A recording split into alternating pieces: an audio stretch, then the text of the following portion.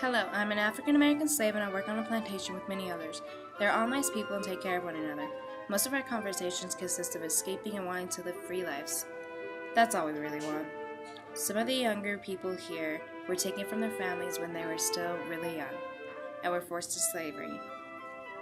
Henry Highline Gretna was one of the many people between the black and white that wanted slavery to end. They wanted equality for all people and for the United States to truly be united.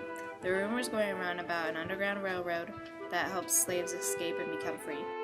I heard that altogether there were only a few thousand that settled in Africa.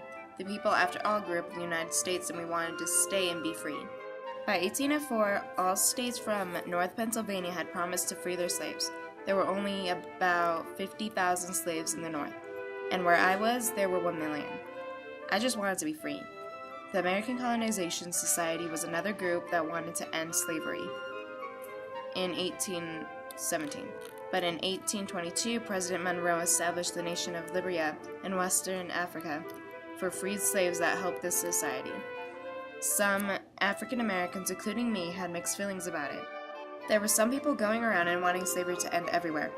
I once heard they were called abolitionists. Some of them thought it would die out eventually.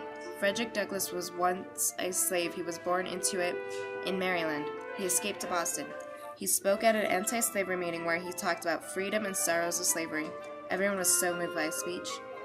There was also a man called William Lloyd Garrison who made an anti-slavery newspaper called The Liberator that talked about how slavery was evil and should end immediately. He also helped found the New England Anti-Slavery Society. I heard a couple of the workers talking. I joined in the conversation and they were talking about going through the Underground Railroad. I asked if I could join and they welcomed me. The whole plan seemed risky, but I was tired of being enslaved and I was willing to take that risk for freedom. We left at night when everyone was asleep. I felt bad about leaving everyone there, but a bigger group would have drawn too much attention. We didn't want anyone to see us, or we'd be sent right back and punished. It was dark outside and not many people were outside. We went under bridges and stuck to the shadows. There were 5 people in the group total, and we all wanted freedom desperately. It was chilly outside and we were traveling 10 to